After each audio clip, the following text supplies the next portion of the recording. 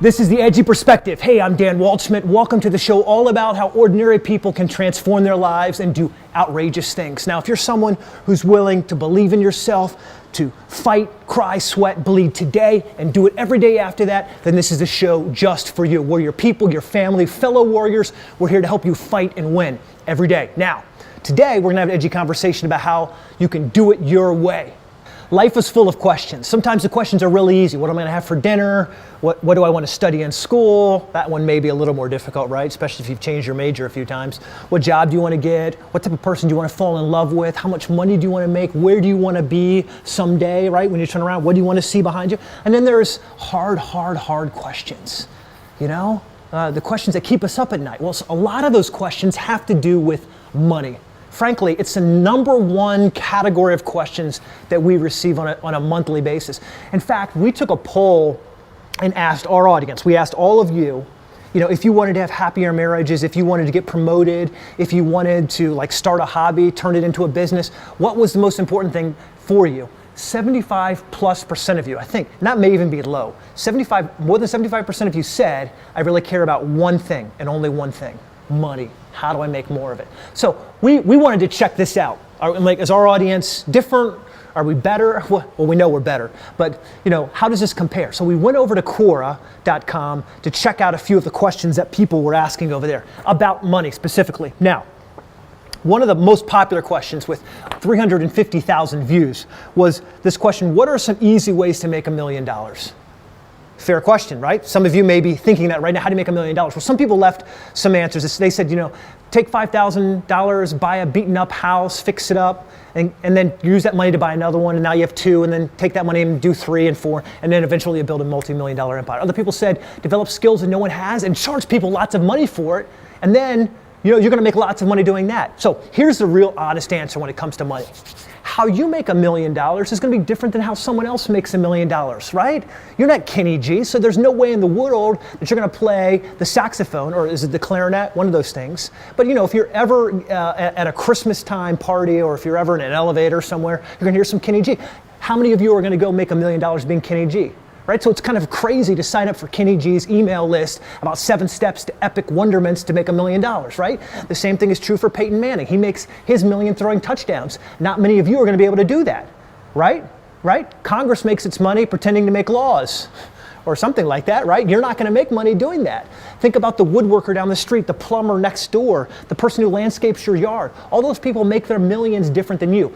So why, when you want to make money, do you immediately ask someone else how they think you should make your $1 million? When you put it that way, the question seems kind of stupid, right? Now, it's not a stupid question because we're all thinking it. So what's the answer? The answer is you have to figure that out with a pen and paper, some brutal honesty, and maybe some meditation or something. You got to sit down and say, not how can I make money, what can I do to be valuable to earn my first $1 million, and what am I willing to put aside in my pursuit of that? So you're someone who says, man, I'll go get a job, I'll get 2 jobs, I'll get 3 jobs, but I'm not willing to correct my silly spending, right? So how do you make $1 million?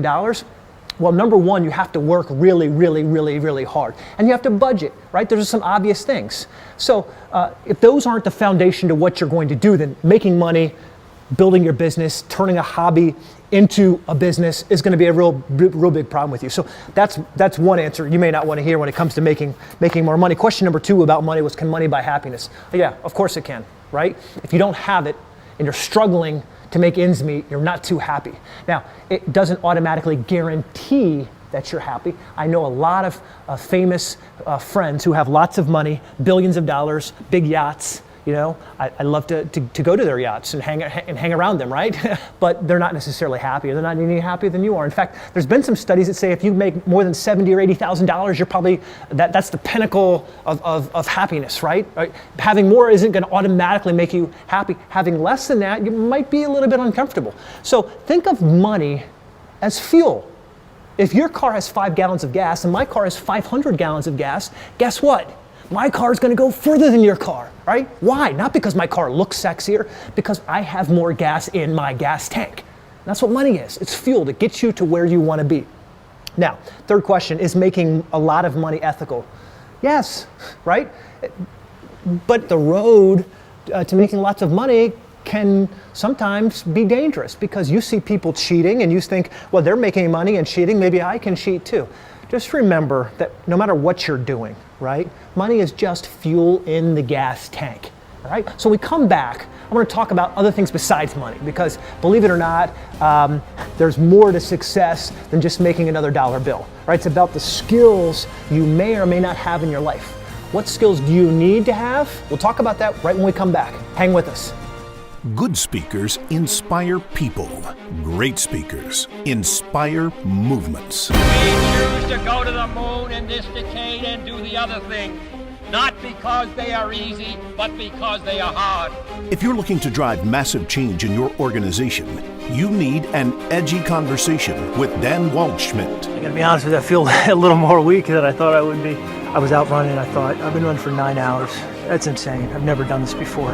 He's a billion-dollar business strategist, and he's a movement leader. You're the guy, you're the girl who is willing to do more of what you're doing than anyone else.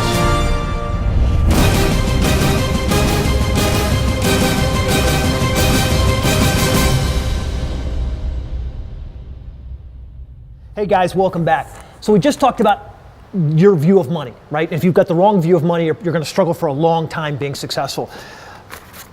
The other questions that people ask besides making money, and it's related to money, is what sort of skills do I need in my life to be successful? Now, to answer this question, we need to go way back to the conquistadors. Now, if you knew much about the European empire of yesteryears, and you know the fabled guys like Ponce de Leon and Christopher Columbus and Hernando Cortez, they bought into this dream that if they could just make it here to this one place and get this one thing, their whole life would be magically better, right? They could find one thing. So here's what they learned. That the promised land, the new world, was full of a lot of problems. In fact, Hernando Cortez was so concerned that his soldiers were going to be discouraged and leave, he famously burned the ships, right? He burned the ships and said the only way you're getting home is to get across the coast of this country, to conquer this country, and then we're going to go home. He learned the fact that, man, there wasn't gold nuggets on the ground. There weren't people there waiting to like spoon feed them yogurt and grapes and fan them with leaves. There were people there who didn't want their homes and their countries being taken over. I think of that a lot when I hear the question that we just studied in Quoro, what one skill do I need in my life to transform who I am and be awesome? I think there was 1 million people looking at this question, leaving comments, 8,000 or so people upvoted one answer.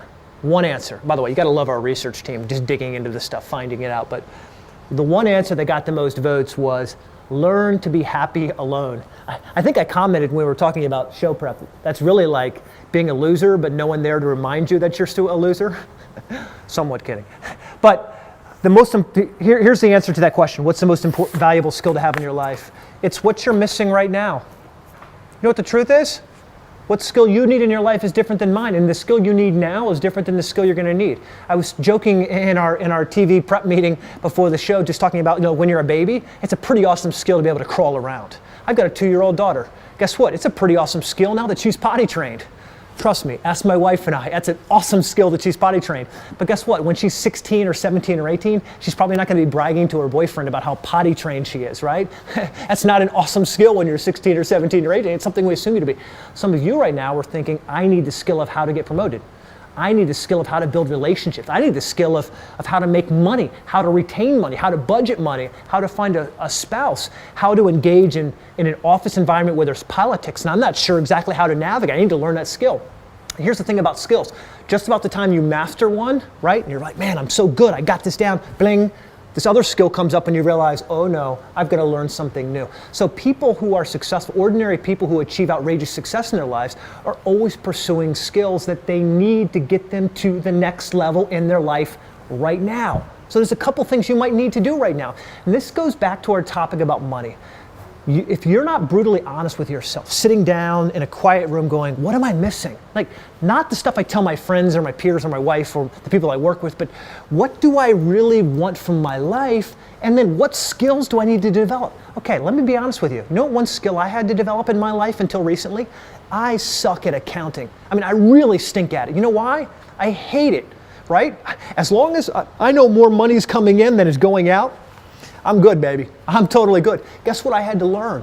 I had to learn how to analyze profit and loss. I had to analyze how to categorize items, and I had to sit down with our accounting team and go over the numbers and make sure that we were budgeting so that we could forecast, so that we could grow, so that we knew where to diversify and where to put our attention, all that stuff. Skill I had to learn, or guess what? I would sink my company, leading a company, doing business all over the world, right? I would sink us if I didn't figure out how to develop new skills. This year, I'm gonna run 2,500 miles on roads and trails and ultra marathons. Guess what I'm doing this year? I bought a 90-pound weight vest, goes in front and back of me, that I'll be wearing as I train for running. Why? I'm taking the game to the next level. I'm not fast enough. I'm not where I wanna be, so I'm gonna ramp up the pressure. Why? It's a skill I'm missing. Now, you may look at me and go, that's crazy. I don't care about those skills. You don't need to care about my skills. You need to care about the skill you need in your life. And the answer to the question, what's the one magical skill that I need in my life?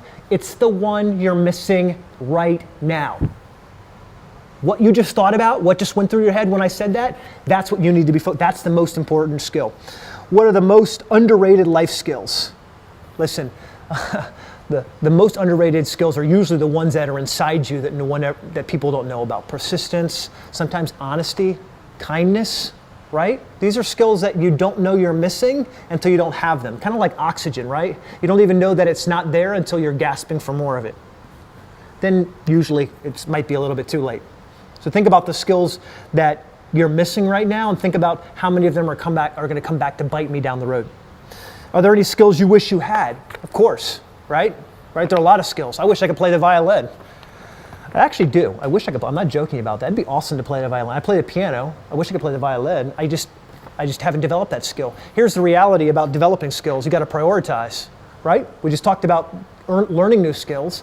The truth about skills is you can achieve just about anything if you're willing to put into practice, right? If you're willing to put in the focus and determination to figure it out, you can figure it out. But you can't do it by doing 20 things at the same time. You got to finish the books you start reading. You got to practice on the skills that you say you want to achieve. If you can do those things, then you'll end up being pretty good. So when you think about skills, it's not black and white. There is no one magic bullet that you can develop, have this skill, and then all kinds of providence rains down upon you and you have no problems and everything's wonderful. Now, when we come back, I want to talk about why the questions I just answered for you about money and about skills might not matter as much as you think they do. When you look at the lives of Olympic champions, brilliant scientists, and world-changing business leaders, you'll notice that they do things differently than everyone else around them. They surround themselves with tools to help them be more effective. It's not just a t-shirt, a workbook, a wristband, or any of our other lifestyle products. It's about living a life of maximum impact. It's about reminding yourself that you live by a different set of rules. Your mission isn't to be ordinary. You're called to be a winner, a champion, a warrior against mediocrity. If you don't plan to be a champion, you'll end up disappointed, losing like everyone else. We won't let that happen. If you want to win, we've got your back.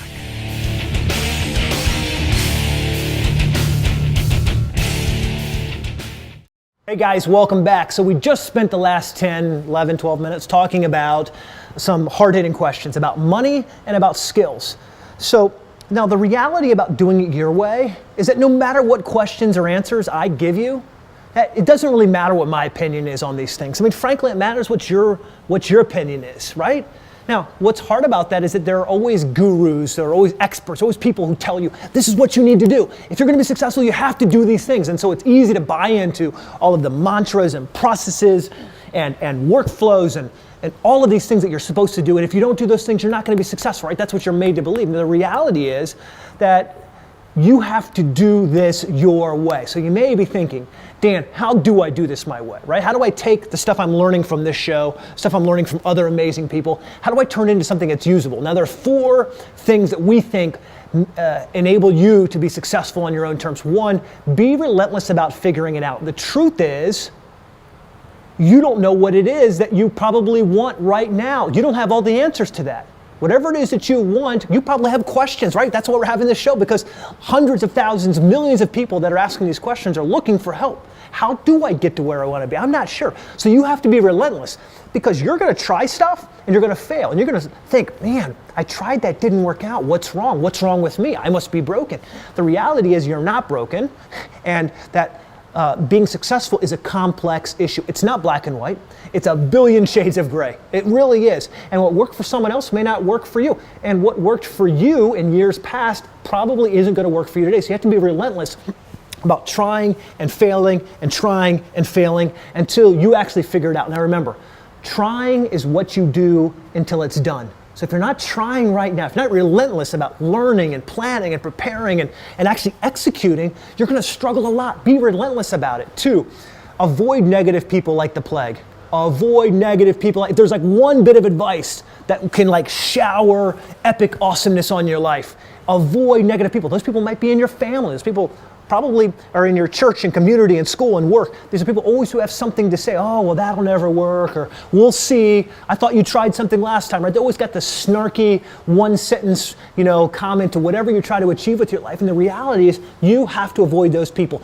If you're trying something new, you're in an emotional state where you're going to be having all these wild thoughts. The last thing you need is someone else ganging up on you emotionally. Just avoid those people. Don't try to do battle with them. Don't try to prove them wrong, although that is great motivation, I must say.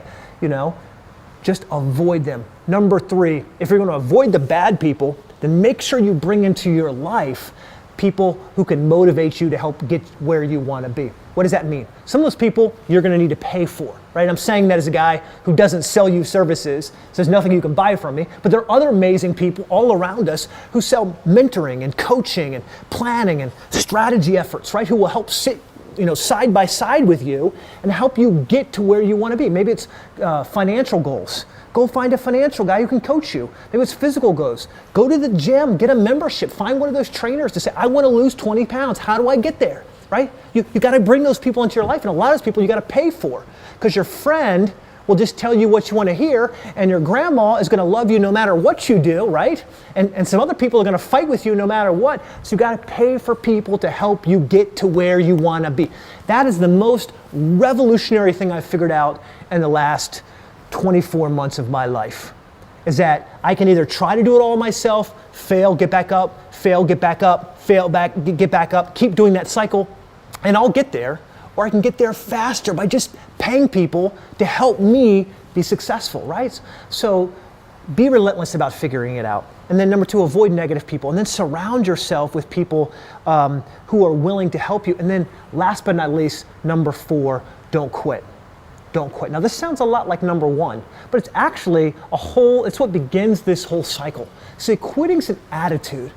If you decide that, well, we're going to do this a few times, and if we run out of budget, then we're going to have to stop. Or, I'm going to try to do some of these things, and then if it doesn't work, I'm going to go back to getting a real job, right? I'm not going to work for myself. I'm going to go work for someone else. The attitude of quitting is very dangerous, especially if you're trying something new, because whenever you fail, whenever you have you get the data back, or you look at the plan and you realize, man, this isn't what I really wanted, it's going to be a tendency to say, listen, we need to pivot. You know what? We need to go a different direction. Sometimes you just need to keep on keeping on. If you've ever seen how they chop a block of granite in half, it's wonderfully boring and inspiring all at the same time. They take this big block of granite, maybe the size of like a semi. I mean, it's a massive, truck-sized rock. And they take these little brass hammers and they start tapping brass wedges into different bits of the stone. Ting, ting, ting, ting, ting.